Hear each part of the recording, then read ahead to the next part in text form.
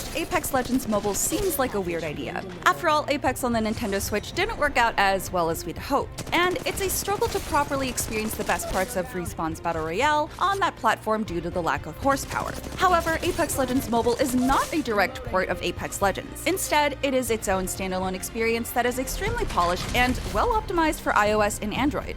In fact, in some ways, I found myself liking Apex Mobile more than I do the PC and console version, given the current state they're in.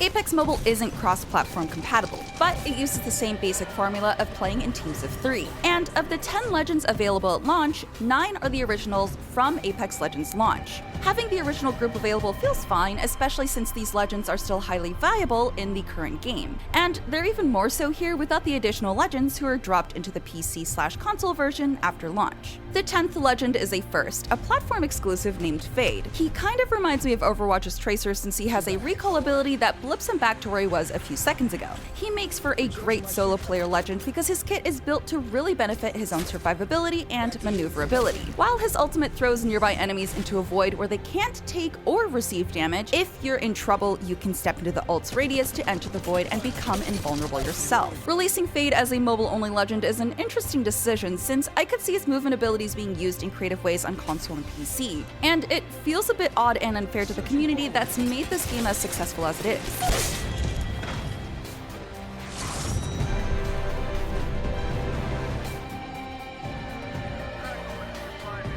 One annoying limitation is that Apex Mobile doesn't currently have full controller support. I was able to connect PlayStation and Xbox controllers via Bluetooth, and they did work at times, but not consistently. The touchscreen of your phone or tablet work well enough and can be rearranged all you want. But because Apex is so much about movement mechanics, all of your buttons need to be kind of close together, so you can quickly press one or the other for proper combos. And even on the relatively large screen of the iPhone 12 Pro Max, there's not a lot of space for fingers. I found myself accidentally firing or punching the air way too frequently while running or trying to loot or move quickly out of fights. Apex Mobile does use the core Apex movement really well, including its standout signature run and slide move that gives you a slight speed boost. And the movement combos are all there, just a bit harder to hit. Aiming weapons on the smaller screen is a bit harder as well. Probably related is the fact that time to kill is a bit faster on mobile, which honestly felt fine since it takes a bit longer to fully line up a shot with these controls.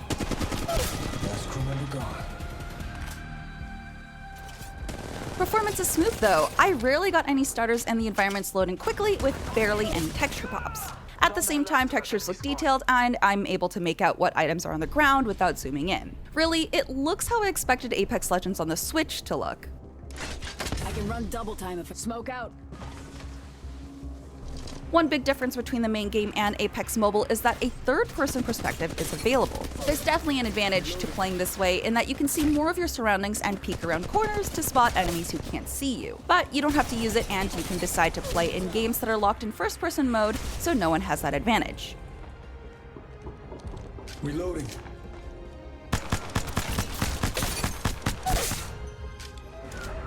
Another nice thing Apex Mobile does is automatically pick up loot that matches the weapon type you're carrying and open doors for you, so you're not constantly having to move your fingers around the screen. But not everything works so smoothly. Grabbing a dead enemy's shield in the middle of a fight to restore your protection has become a fundamental tactic in Apex. And while you can shield swap in Apex Mobile, it's a bit slower. Because the screen is so small, you have to scroll the inventory wheel to find the shield you're after. The backpack system in Apex Mobile is expanded from the PC console version, which compensates for the fact that aiming is a bit difficult and you're bound to miss a lot. The ammo system allows you to carry stacks of 90 in each slot as opposed to 60, so you can carry way more ammo in a level 1 backpack. I was honestly surprised by how much space I had even while carrying 240 ammo for 2 assault rifles and 4 stacks of healing items. However, there's so much space in a level 1 backpack that I often didn't need to pick up a bigger one, which makes that system feel mood.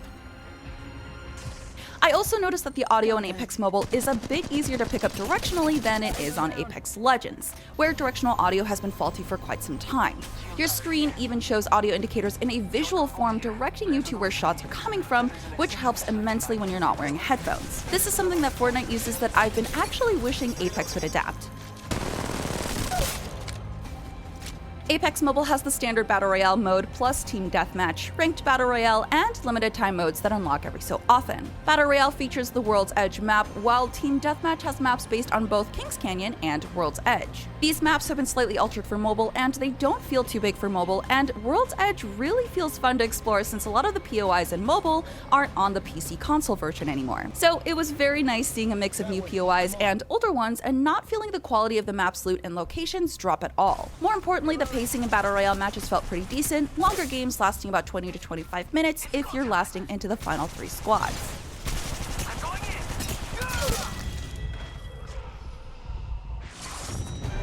Team Deathmatch has 2 teams of 6 in a small POI from World's Edge or Kings Canyon, in which you can pick out your loadout from any weaponry you want at the start of each match.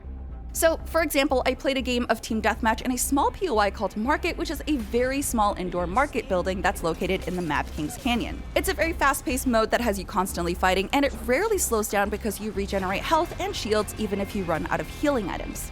It's a fun way to play because you can jump in and out of matches and just fight without having to loot and run a full game of Battle Royale, especially since mobile is meant to be played anywhere and maybe you just want to get a quick round in before your next meeting.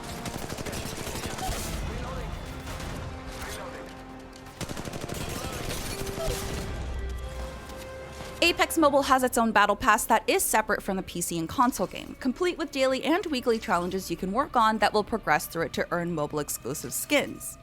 Because the mobile battle pass has completely different items and seasons than the main game, it's not actually a complete waste of $8 if you want to find yourself playing more often than expected, like I have. I'm actually a bit sad we won't be able to see some of these cool skins on the PC and console version where they'd be more visible.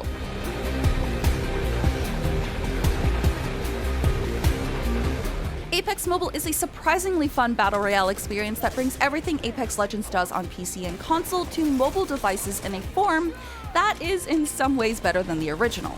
While a few things are still being worked on, like reliable controller support, I found myself wanting to spend more time with it, especially immediately after finishing a match.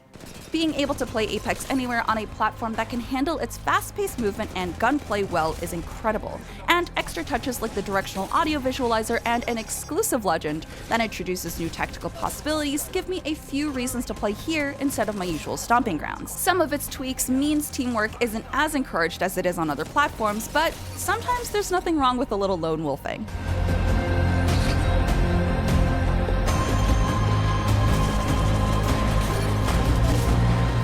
For more, check out our reviews of Evil Dead the Game and Tiny Tina's Wonderlands. And for everything else, stick with IGN.